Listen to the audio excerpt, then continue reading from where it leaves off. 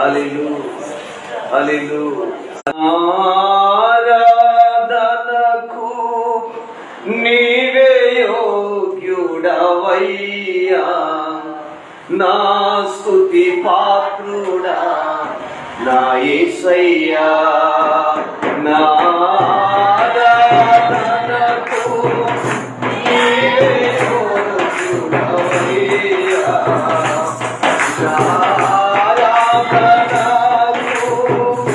నీవే యోగ్యుడవయ్యా, నా స్తుతి పాత్రుడా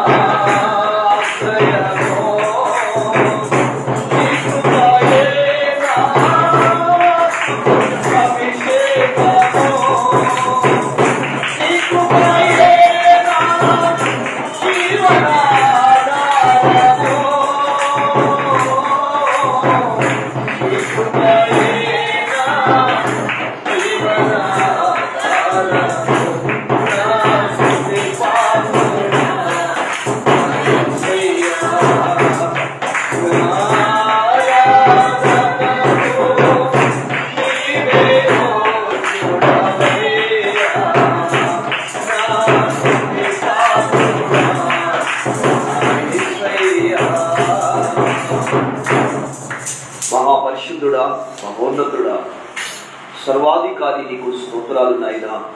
మా ఆరాధనకు యోగ్యుడు నాయనా.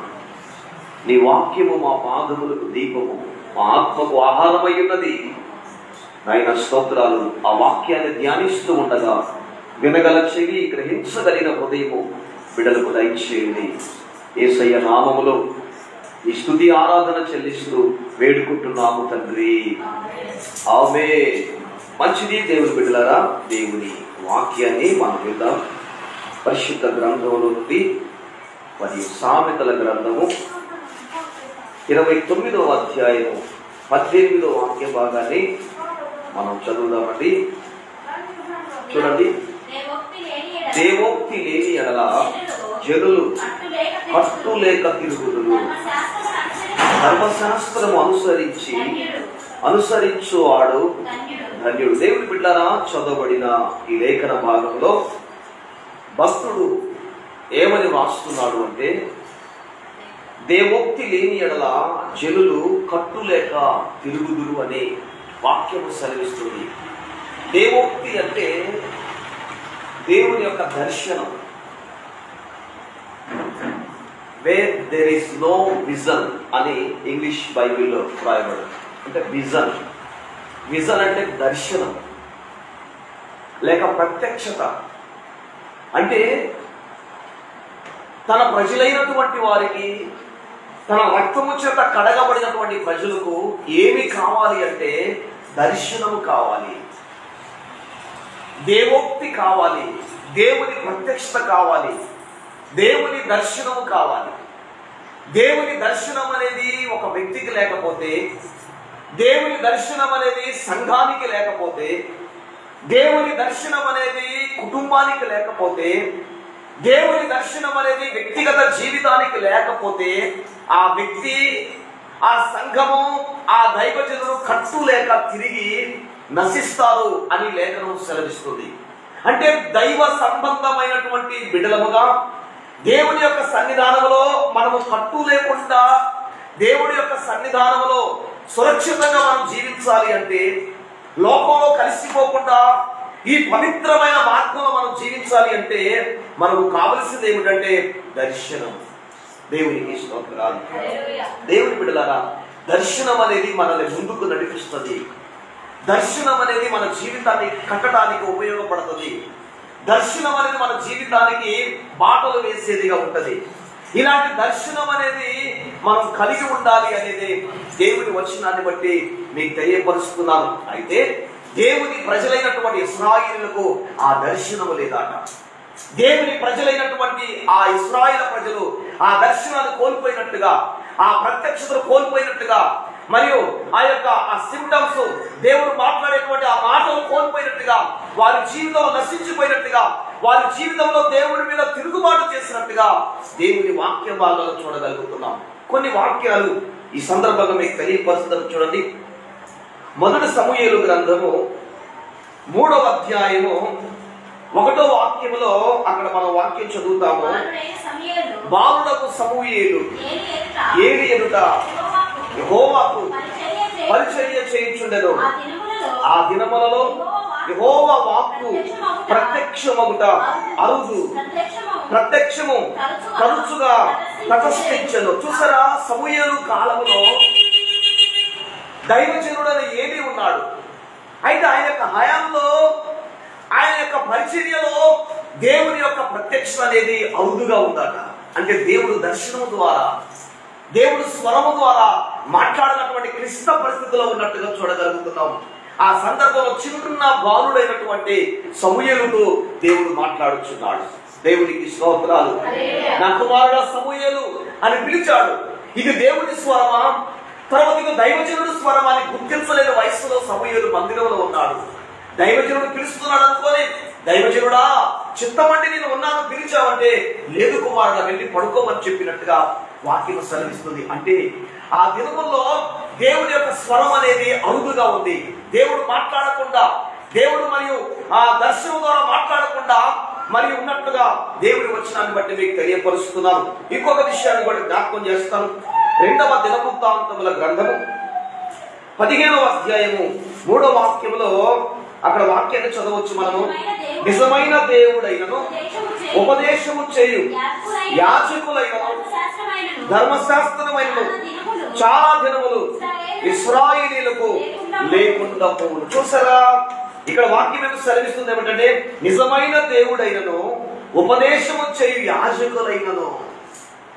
అంటే వాక్యము చెప్పే దైవజనులైనను, వాక్యము బోధించేటువంటి సేవకులైనను, ధర్మశాస్త్రమైనను చాలా దినముల వరకు ఇశ్రాయేలులకు లేకుండా పోయినట్టుగా చూడగలుగుతున్నాం.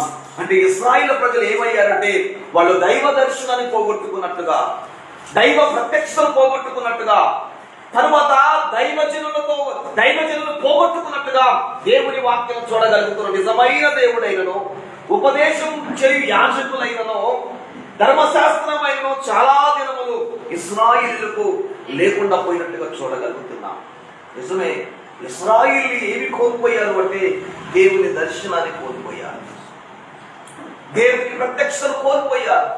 దేవుని బిడ్డలారా, ఒక మనిషి దేవుని దర్శనాన్ని కోల్పోతే, ఒక మనిషి దేవుడి యొక్క ప్రత్యక్షతను కోల్పోతే తన జీవితంలో వాటిల్లే సంఘటనలు ఇంతంత కాదు అని వాక్యము సెలవిస్తుంది.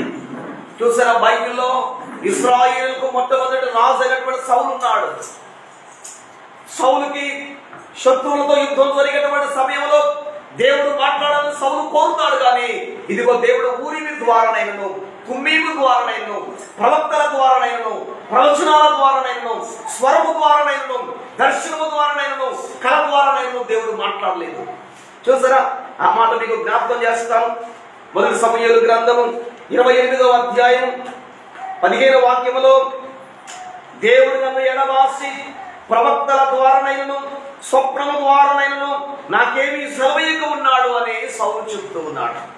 ఎంత ఘోరమైన పరిస్థితి! ఒక ఆత్మీయుడు, ఒక అభిషేకము కలిగినటువంటి వాడు, ఒక పరిశుద్ధాత్మ శక్తి పొందినటువంటి వాడు, కొన్ని సందర్భాల్లో ప్రవచనాలు కూడా చెప్పినటువంటి వాడు ఇప్పుడు ఏమి కోల్పోయాడు అంటే దర్శనాన్ని కోల్పోయాడట, దేవుని ప్రత్యక్షను కోల్పోయాడట. దేవుడు నాతో మాట్లాడట్లేదు, దేవుడు నన్ను దర్శించట్లేదు. నిజమే దేవుని బిడ్డలారా, ఇలాంటి అనుభూతి మనం కలిగి ఉన్నామా? నిజమే ప్రభువా, నాతో నువ్వు ఎందుకు మాట్లాడట్లేదు, నన్ను ఎందుకు నువ్వు దర్శించట్లేదు, నువ్వు నాతో మాట్లాడినటువంటి దేవుడు కదా అని ప్రభు దగ్గర మన బలహీనతలు ఒప్పుకొని ప్రభు యొక్క దర్శనాన్ని కలిగినటువంటి వారుగా ఉండాలి అని ప్రభు పేరట మీకు తెలియపరుస్తున్నాను. ఆ వ్యక్తి అంటూ ఉన్నాడు, దేవుడు నన్ను ఎడబాసి ఉన్నాడు, దేవుడు నా చెయ్యి విడిచిపెట్టి ఉన్నాడు, దేవుడు నన్ను మర్చిపోయి ఉన్నాడు. అయ్యో, దేవుడు నన్ను ఎడబాస్తాడు కాబట్టి దేవుడు కళ ద్వారానైనా, స్వప్నం ద్వారానైనా దేవుడు మాట్లాడలేకపోతూ ఉన్నాడు. అప్పుడు దైవజనుడు అంటాడు కదా, దేవుడే నీకు పగవాడైన తర్వాత నేనేం చేయాలి సౌలా? దేవుడు నీకు పగవాడైపోయాడు. దేవుడు ఎందుకు పగవాడైతాడు? దేవుడు ఎందుకు శత్రువు అవుతాడు? దేవుడికి మనకేమైనా సమస్యలు ఉన్నాయా? గెట్టు సమస్యలు ఉన్నాయా? లేకపోతే హద్దు సమస్యలు ఉన్నాయా? దేవుడు ఎందుకు పగవాడైతాడు? ఎప్పుడైతే మనం దేవుడిని విసర్జిస్తామో, దేవుడి మీద ఆలోచన లేకుండా పోతామో, దేవుడి మీద సోయి లేకుండా పోతామో, దేవుడి మీద ఇంట్రెస్ట్ లేకుండా పోతామో, ఆ సందర్భంలో మన బలహీనతలను బట్టి దేవుడే మనకు పగవాడైతాడనేది వాక్యం సెలవిస్తుంది. సౌలుతో దేవుడు మాట్లాడలేదు. చూసారా, ఊరీమి ద్వారా కానీ, తుమ్మీమి ద్వారా కానీ, కళ ద్వారా కానీ, స్వప్నము ద్వారా కానీ మాట్లాడకుండా దేవుడు సౌలుని విడిచిపెట్టినట్టుగా దేవుని యొక్క వాక్య భాగంలో చూడగలుగుతున్నాం. 74వ కీర్తనలో కూడా ఒక మాట మనం చదవచ్చు, చూడండి. 74వ కీర్తన 9వ వచనములో, సూచక క్రియలు మాకు కనబడలేదు, ఇకను ప్రవక్తయు లేకపోయేను, ఇది ఎంతకాలము జరుగును, మాలో ఎవడును. చూసారా, సూచక క్రియలు మాకు కనబడలేదు, ఇకను ప్రవక్తయు లేకపోయేను. సూచక క్రియలు కనబడలేదట వాళ్ళకు. వాళ్ళ వ్యక్తిగత జీవితంలో, వాళ్ళ కుటుంబ జీవితంలో సూచక క్రియలు జరగట్లేదట. చూసారా, నిజమే, మన కుటుంబాల సూచక క్రియలు జరుగుతున్నాయా? దేవుడు చేసే సూచక క్రియలు ఏమిటి? చూసారా, కానా అనేటువంటి ఊరిలో దేవుడు ఒక సూచక క్రియ చేశాడు. ఒక పెళ్లిలో ఏమి చేశాడు అంటే నీళ్లను ద్రాక్షరసముగా మార్చాడు. దేవునికి స్తోత్రం. అది సూచక క్రియ. అయితే దేవుడు మన కుటుంబాల్లో, మన జీవితాల్లో సూచక క్రియలు చేసేటువంటి వాడు, మన దైనందిన జీవితంలో చేసేటువంటి వాడు. వారు ఏమంటున్నారంటే, సూచక క్రియలు మాకు కనబడటలేదు, ఇక నీవు ప్రవక్తయు లేకపోయేను, ఇది ఎంత కాలము జరుగునో. దాన్ని ఎరిగిన వాడు మాలో ఎవడు చూడలేడు. గ్రహించలేకపోతున్నారట. నిజమే, చాలా మంది బిడ్డలు గ్రహించలేకపోతున్నారు. దేవుడు మాట్లాడక ఎన్ని రోజులు అవుతూ ఉంది, దేవుడు నిన్ను దర్శించక ఎన్ని రోజులైంది, గ్రహించినటువంటి వారు చాలా మంది ఉన్నారు. దేవుని ఆత్మను పక్కన పెట్టేటువంటి వారు చాలా మంది ఉన్నారు. దేవుని వాక్యాన్ని చదవకుండా, ప్రార్థన చేయకుండా వారి జీవితాన్ని గట్టి చేసుకొని దేవునికి దూరం అయిపోయే వారు చాలా మంది ఉన్నారు. ఇది ఎంతకాలము, ఎంతకాలము దేవుడు నీతో మాట్లాడకుండా ఉంటావు. దేవుడు నీతో మాట్లాడాలి. దేవుడికి ఇష్టం.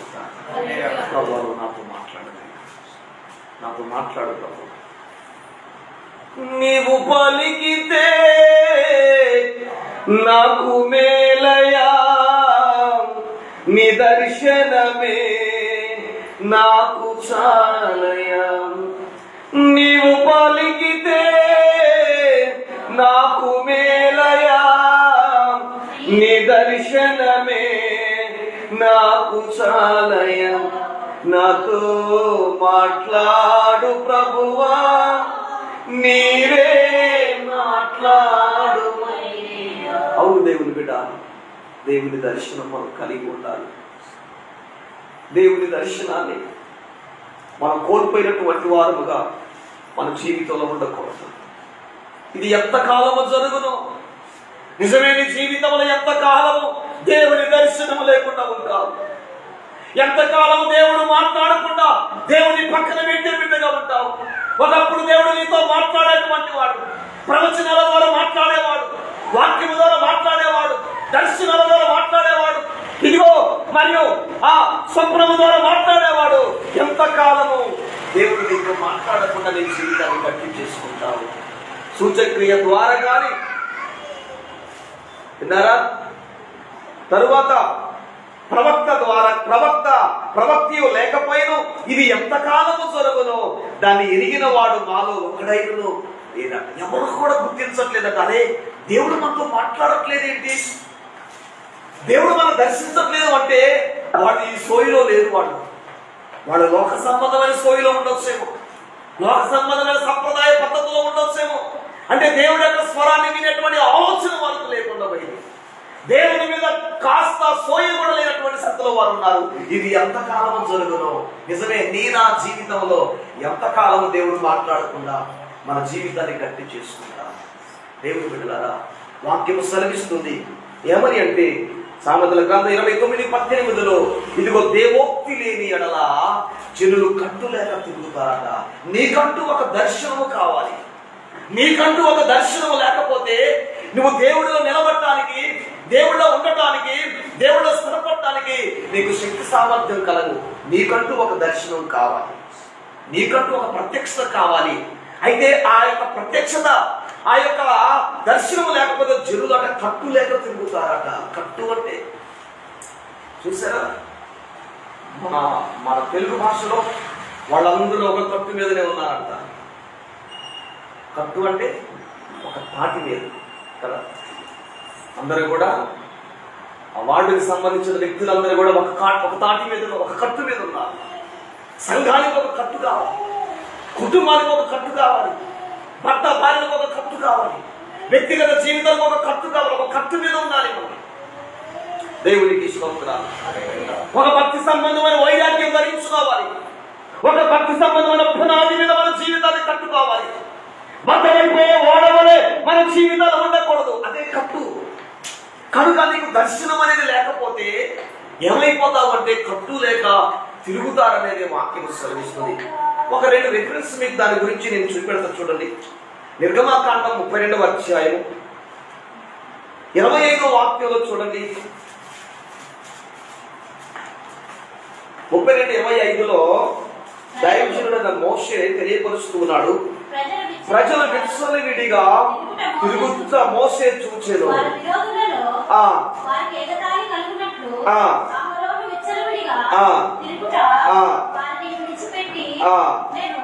చూసారా, ప్రజలు విడిగా తిరుగుతా మోషే చూశాడట. అంటే ఇప్పుడు ప్రజలకు ఏమీ లేదు, ఒక కట్టు లేదు. విన్నారా? కట్టున్నటువంటి ప్రజలు మనం దేవుని ప్రజలు, దేవుని రక్తము చేత కడగబడిన ప్రజలు. ఇదిగో ఆయన స్వాస్థ్యమైన ప్రజలు, ఆయన రక్త సంబంధికులం, ఆయన వేపే కోరేలో మనం. కాబట్టి మనకంటూ ఒక కట్టు కావాలి, మనకంటూ ఒక దర్శనం కావాలి. అయితే మోషే కాలంలో ప్రజలు ఏ విధంగా ఉన్నారు అంటే జనులు విచ్చలవిడిగా తిరుగుతున్నారంట. విచ్చలవిడి జీవితాన్ని జీవిస్తూ ఉన్నారు. ఆ సందర్భంలో దేవాది దేవుని సన్నిధానంలో మరియు మోషే తెలియపరుస్తున్నట్టుగా వాక్య భాగంలో చూస్తున్నాం. మోషే చూశాడట, ప్రజలు విచ్చలవిడిగా తిరుగుతున్నారు. ప్రభువా, ఈ ప్రజలు నీ ప్రజలు కదా, వారి కొరకు ఎన్నో కార్యాలు చేశావు కదా, ఆకాశం నుండి మన్నాను కురిపించావు కదా, బండలు బద్దలు చేసి జీవజలాన్ని ఇచ్చావు కదా.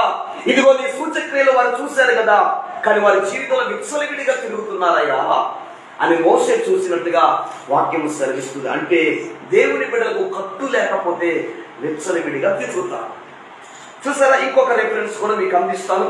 న్యాయాధిపతుల గ్రంథము 21వ అధ్యాయం 25వ వాక్య భాగాన్ని మనం చదువుతాం. ఆ వాక్య భాగంలో ఆ దినములలో ఇశ్రాయేలీయులకు రాజు లేడు, వారిలో ప్రతి వాడు తమ తమ ఇష్టానుసారముగా ప్రవర్తించుచు ఉన్నారు అని వాక్యం సెలవిస్తుంది. అంటే జనులకు కట్టు లేకపోతే వాళ్ళు ఏం చేస్తారు అంటే, ఒకటి విచ్చలవిడిగా తిరుగుతారని చూస్తాము, రెండవది జనులకు కట్టు లేకపోతే వారి ఇష్టానుసారంగా జీవిస్తారా. నిజమే దేవుని బిడ్డలారా, దేవుని బిడ్డలమైనటువంటి మనకు ఏమి కావాలి అంటే ఒక కట్టు కావాలి. దేవుని బిడ్డలమైనటువంటి మనకు ఆయన సన్నిధానంలో ఒక కట్టు కలిగినటువంటి వారంగా ఉండాలి అనేది దేవుని వచనాన్ని బట్టి ప్రభు యొక్క సన్నిధానంలో మీకు తెలియపరుస్తున్నాం. అందులో చేతులెత్తి దేవునికి స్తోత్రాలు చెప్తాం. హల్లెలూయా, హల్లెలూయా. కనుక దేవోక్తి లేని ఎడల జనులు కట్టు లేక తిరుగుతారు అని వాక్యం సెలవిస్తుంది. చూసారా, దేవోక్తి అంటే దర్శనము, దేవుని యొక్క ప్రత్యక్షత అనేటువంటిది మీకు తెలియపరుస్తూ ఉన్నాం. బైబిల్లో యెషయా అనేటువంటి ఒక భక్తుడు ఒక దర్శనాన్ని చూసినట్లుగా యెషయా గ్రంథం మరియు మొదటి నుంచి ఒక 4-5-6 వాక్యాల దాకా మనం చదవచ్చు అనమాట. అవన్నీ చదవడానికి సమయం లేదు, కానీ అక్కడ ఈ యొక్క భక్తుడైనటువంటి యెషయా అత్యున్నత సింహాసనమందు ఆసీనుడైన ప్రభుని చూశాడట. ఆయన అంటే దర్శనం ద్వారా ప్రభుని చూశాడు. దేవునికి స్తోత్రాలు. మీలో ఎవరైనా ప్రభుని చూశారా? ప్రభుని చూశారా? ఎవరు చూడలేదా? చూసామా? చేయకండి. నేను చూసామని ప్రభు అంటే ఫోటోలో కాదు, క్యాలెండర్లో కాదు, ప్రభు స్తోత్రాలు. అంటే అనుభూతి మీకు రాలేదేమో. ఇక్కడ భక్తులైన యెషయాకు ఆయనకు దర్శనములో అత్యున్నత సింహాసనమందు ఆసీనుడైన ప్రభుని చూశాడట. ఆ ప్రభువు ఏ విధంగా ఉన్నాడు అంటే, ఆయన తలకు ఆయనకు పైగా కెరూబులు శరాపులు ఉన్నారు. వారిలో ఒక్కొక్క దేవదూతకు 6 రెక్కలు ఉన్నాయి. దేవునికి స్తోత్రాలు. దేవదూతకి ఎన్ని రెక్కలు ఉన్నాయి? 6 రెక్కలు ఉన్నాయి. అంటే 2 రెక్కలతోటి తమ ముఖాన్ని కప్పుకుంటున్నాయి, 2 రెక్కలతోటి తమ దేహాన్ని కప్పుకుంటున్నాయి, 2 రెక్కలతోటి ఎగురుకుంటూ యెహోవా పరిశుద్ధుడు పరిశుద్ధుడు పరిశుద్ధుడు అని గాన ప్రతిగానములు చేయించున్నట్టుగా లేఖనం సెలవిస్తుంది. దేవునికి స్తోత్రం. ఆ దర్శనాన్ని ఎవరు చూస్తున్నారంటే యెషయా భక్తులు చూస్తున్నారు. నిజమే దేవుని బిడ్డలారా, ఆత్మ సంబంధమైన దర్శనాలు చూడాలి, లోక సంబంధమైన దర్శనాలు చూడవద్దు. చాలా మందికి ఆ దర్శనంలో దేవుడు రావడం తక్కువగానే దయ్యాలు ఎక్కువ వస్తూ ఉంటాయి. వాడు రాత్రి కల్లో సైతాన్ వచ్చింది అయ్యగారు అని చెప్తుంది, కానీ దేవుడు వచ్చినట్టుగా ఎందుకు చెప్పరు? కానీ అలాంటి దర్శనాలు కాదు చూసేది. బైబిల్లో వ్యర్థమైన దర్శనాల గురించి యెహెజ్కేలు గ్రంథంలో 13వ అధ్యాయం మనం చూడగలుగుతాం. ఒక పెద్ద ఆయన అంటాడు కదా, అందరి గురించి నాకు దర్శనం వచ్చిందండి, మా కుటుంబం గురించి రాదు అంటాడు. దర్శనం అనేది నీ వ్యక్తిగతంగా వస్తుంది, నీ కుటుంబానికి వస్తుంది, ఇతరులకు కూడా వస్తుంది. మరి వాళ్ళకు వచ్చే దర్శనం నీ కుటుంబానికి ఎందుకు రాదు? వస్తుంది కదా. ప్రభు స్తోత్రం. అయితే భక్తుడు ఆ దర్శనంలో ఆ ప్రభుని చూసిన తర్వాత ఆయన ఏమనుకుంటున్నాడంటే, అయ్యో నేను అపవిత్రుడను. చూసారా ఆ మాట చదవండి, యెషయా గ్రంథం 6వ అధ్యాయం 5వ వచనంలో, అయ్యో నేను అపవిత్రుడను, అపవిత్రమైన పెదవుల గలవాడను, అపవిత్రమైన పెదవులు కలిగినటువంటి ప్రజల మధ్యలో నివసిస్తున్నానని యెషయా భక్తుడు చెప్తున్నట్టుగా దేవుని యొక్క వాక్యం చూడగలుగుతున్నాం. దేవునికి స్తోత్రాలు. దేవుని బిడ్డలారా, ఎప్పుడైతే దైవ దర్శనం కలిగి ఉన్నాడో వెంటనే ఆయన జీవితంలో ఒక ఒప్పుకోలు వచ్చింది, ఒక మార్పు వచ్చింది. ఒక మారు మనసు ఏమొచ్చిందంటే, అయ్యో నేను అపవిత్రమైన మనస్సు గలవాడను, అపవిత్రమైన పెదవులు గలవాడను, అపవిత్రమైన ప్రజల మధ్యలో ఉన్నాను అని తన జీవితంలో, తన వ్యక్తిగత జీవితంలో తన లోపాలు ఒప్పుకుంటున్నట్టుగా చూడగలుగుతున్నాం. ఒక మనిషికి దేవుడు దర్శనమిస్తే కలిగేటువంటి గొప్ప అద్భుతం ఏమిటంటే, ఆ మనిషి తన యొక్క బలహీనతను ఒప్పుకుంటాడు. దేవునికి స్తోత్రాలు. ఆ మనిషి తన యొక్క బలహీనతను తప్పుకోకుండా ఒప్పుకుంటాడు. నేను ఏ విధంగా ఉన్నాను, నేను ఏ విధంగా ఉన్నాను. నిజమే దేవుని బిడ్డలమైనటువంటి మనం కూడా, ప్రభువా నా హృదయం ఎట్లున్నది నాకు బయలుపరచు ప్రభు అని ప్రభు దగ్గర మనం అడగాలి. ప్రభు స్తోత్రాలు. అవి మనం అడగం. ఒక మనిషికి కావలసింది ఏమిటి అంటే అది కావాలి. ఆ భక్తుడికి దైవ దర్శనం కలిగినప్పుడు ఆయన చేసేది ఏమిటంటే, ప్రభువా నాకు వరాలు ఇవ్వండి, నాకు ఫలాలు ఇవ్వండి, నన్ను ఆశీర్వదించండి అన్నాడా? ఆ ప్రభుని చూసిన తర్వాత తనలో, నేను అపవిత్రమైన వ్యక్తిని కదా, అపవిత్రమైన పెదవులతో మాట్లాడుతున్నాను కదా, అపవిత్రమైన చూపులు గల వ్యక్తిగా ఉన్నాను కదా, అయ్యా నన్ను క్షమించు నాయన, నన్ను పరిశుద్ధపరచు అంటే ప్రభు. ఒక వ్యక్తికి దర్శనం కలిగితే ఆ మనిషి యొక్క జీవితంలో తన లోపాలు కనబడతాయి. ప్రభు స్తోత్రం. తన లోపాలు కనుక్కునే దర్శనం మనం చూడాలి. వాళ్ళ కోసం వీళ్ళ కోసం చూస్తే మనకేం ప్రయోజనం? మనకు కావాలి దర్శనం. మన జీవితం ఏ విధంగా ఉంది అనేది దర్శనం. అంటే దర్శనం అనేది మన లోపాలను చూపెట్టేదిగా మనకు ఉపయోగపడుతుంది. దేవునికి స్తోత్రం. చూసారా, ఇంకొక విషయాన్ని కూడా ఈ సందర్భంగా మీకు తెలియపరుస్తాను. లూకాసు సువార్త 1వ అధ్యాయము 75వ వచనములో అక్కడ యోహాను తండ్రి అయినటువంటి జకరియా ఇక్కడ కొన్ని ప్రవచన వాక్కులు పలుకుతున్నాడు.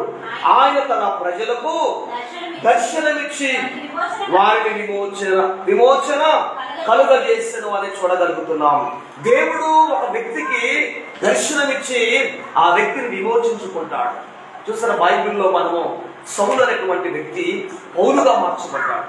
ఎట్లా మార్చబడ్డాడు? ఆయన ఒక నరహంతకుడు, ఒక పూర్వలేని హింసకుడును, దూషకుడును, హానికరుడును అని మనం చూడగలుగుతున్నాం. స్టెఫెన్ చంపే విషయంలో ఆయన సాక్షిగా ఉన్నట్టుగా చూడగలుగుతున్నాం. అలాంటి వ్యక్తిని దమస్కు పట్టణానికి వెళ్తూ ఉంటే సంఘాన్ని హింసించటకు, సంఘాన్ని మరి చిందరవందర చేయటకు వెళ్తున్న సందర్భాల్లో దేవుడు అతన్ని దర్శించి అతనితో మాట్లాడి, ఇదిగో సౌలా, నన్ను ఎందుకు హింసిస్తూ ఉన్నావు? ఎవరు నువ్వు హింసిస్తున్నా? నజరేయుడైన యేసుని అంటాడు. చూసారా, ఒక్క మాట మీకు జ్ఞాపకం చేస్తాను.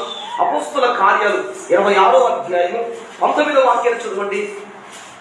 అక్కడ సౌలు అంటాడు, అగ్రిప్ప రాజా, ఆకాశం నుండి కలిగిన దర్శనములకు నేను అవిధేయుడును కాను. దేవునికి స్తోత్రాలు. సౌలుకి ఏమి కలిగిందంటే ఆకాశం నుండి దర్శనం కలిగింది. ఆ దర్శనమే ఆయన జీవితాన్ని మార్చింది. దేవునికి స్తోత్రాలు. దేవుని బిడ్డలారా, ఒకటి దర్శనం మన పట్ల ఉపయోగపడేది ఏమిటంటే మన జీవితంలో ఉన్నటువంటి లోపాలను ఎత్తి చూపెట్టేదిగా దర్శనం ఉపయోగపడుతుంది. రెండవది, దర్శనం దేనికి మనకు ఉపయోగపడుతుంది అంటే మనల్ని విమోచించడం కొరకు, మన యొక్క పాపపు జీవితం నుంచి పవిత్రపరచడం కొరకు, లోక సంబంధమైన ఆచారాల నుండి, పద్ధతుల నుంచి విడిపించి ఒక పవిత్రమైనటువంటి మార్గంలో మనల్ని నడిపించడానికి దర్శనం ఉపయోగపడింది అనేది వాక్యం ద్వారా మీకు తెలియపరుస్తున్నాను. ఇక్కడ దైవజనుడైన పౌలుని విమోచించినట్టుగా వాక్య భాగంలో చూస్తున్నాం. ఆ తర్వాత ఆయన ప్రభు కొరకు హతసాక్షి అయినట్టుగా చూడగలుగుతున్నాం. అదే సందర్భాన్ని చెప్తున్న అగ్రిప్ప రాజా, ఆకాశం నుండి కలిగిన ఆ దర్శనములకు అవిధేయుడు నాతో ప్రభు మాట్లాడాడు. నేను హింసకుడునే, దూషకుడునే, ఎవరికి పనికిరానటువంటి వ్యక్తినే, కానీ ప్రభు నాతో మాట్లాడాడు కాబట్టి ఇప్పుడు నేను ప్రభు కొరకు జీవిస్తాను. ప్రభు గురించి చెప్పలేక ఉండలేవను. నాతో ప్రభు మాట్లాడాడు దర్శనం ద్వారా అని పౌలు భక్తులు చెప్తున్నట్టుగా వాక్యం సరిస్తుంది. ఇంకొక వాక్యాన్ని కూడా ఈ సందర్భంగా మీకు నేను తెలియపరుస్తాను. చూడండి, అపోస్తుల కార్యాలు 9వ అధ్యాయము 10వ వాక్యంలో అక్కడ అననీయ అనేటువంటి ఒక వ్యక్తి ఉన్నట్టుగా దేవుని యొక్క వాక్య భాగంలో చూడగలుగుతున్నాం. అయితే అననీయ అని ఒక శిష్యుడు ఉండేను. ప్రభువు దర్శనమందు 10వ వచనం చూడండి. 9వ అధ్యాయం 10వ వచనంలో, దమస్కులో అననీయ అని ఒక శిష్యుడు ఉండేను. ప్రభు దర్శనమందు అననీయ పిలువగా, ప్రభువా నేనున్నానని, అందుకు ప్రభువు నీవు లేచి ఇంటికి వెళ్ళి యూదా అనువాని. చూసారా, ఆ వాక్య భాగంలో దేవుడు అననీయాతో మాట్లాడుతూ ఉన్నాడు. అననీయాతో దర్శనం ద్వారా మాట్లాడుతున్నాడు. ఇదిగో పలానా తిన్నని వీధిలో తార్సు వాడినటువంటి సౌలు అనేటువంటి ఒక వ్యక్తి ఉన్నాడు. అతను నేత్రాలు పోయినటువంటి వ్యక్తిగా ఉన్నాడు. అంటే ఒక దర్శనం అనేది ఒక మనిషి యొక్క జీవితంలో స్వస్థత కలగజేయడానికి ఉపయోగపడుతుంది. వెంటనే అననీయ వెళ్ళి ఇదిగో వెంటనే ప్రార్థించిన తర్వాత అక్కడ అద్భుతం జరిగినట్టుగా, ఆ స్వస్థత జరిగినట్టుగా ఆ వాక్య భాగంలో చూస్తున్న 11వ వచనం కింది భాగం చదవండి. అపోస్తుల కార్యాలు మరి 10వ అధ్యాయంలో, నీవు లేచి తార్సు వాడిన సౌలు వాని కొరకు విచారించుము.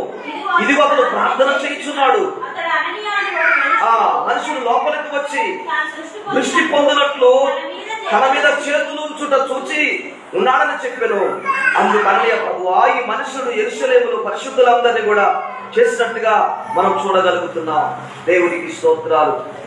దేవుని బిడ్డలారా, చూసారా, కనుక ప్రభు యొక్క సన్నిధానంలో 17వ వచనంలో అననీయ వెళ్ళి ఆ ఇంట ప్రవేశించి అతని మీద చేతుల నుంచి సౌలా సహోదరుడా, నీవు వచ్చిన మార్గంలో నీకు కనబడిన ప్రభు అయిన యేసు నీవు దృష్టి పొంది పరిశుద్ధాత్మతో నింపబడినట్లు నన్ను పంపియున్నాడని చెప్పగానే అతని కన్ను నుండి పొరల వంటివి రాళ్ళగా దృష్టి కలిగి లేచి బాప్తిస్మం పొందెను. దేవునికి స్తోత్రం. దేవుని బిడ్డలారా, అది దర్శనము ద్వారా అన్నయ్యతో మాట్లాడినప్పుడు చూడగలుగుతున్నాం. అన్నయ్యతో దర్శనం ద్వారా మాట్లాడిన తర్వాత ఆ దర్శనాన్ని బట్టి సౌలు దగ్గరికి వెళ్ళినట్టుగా దేవుని యొక్క వాక్య భాగం చూడగలుగుతున్నాం.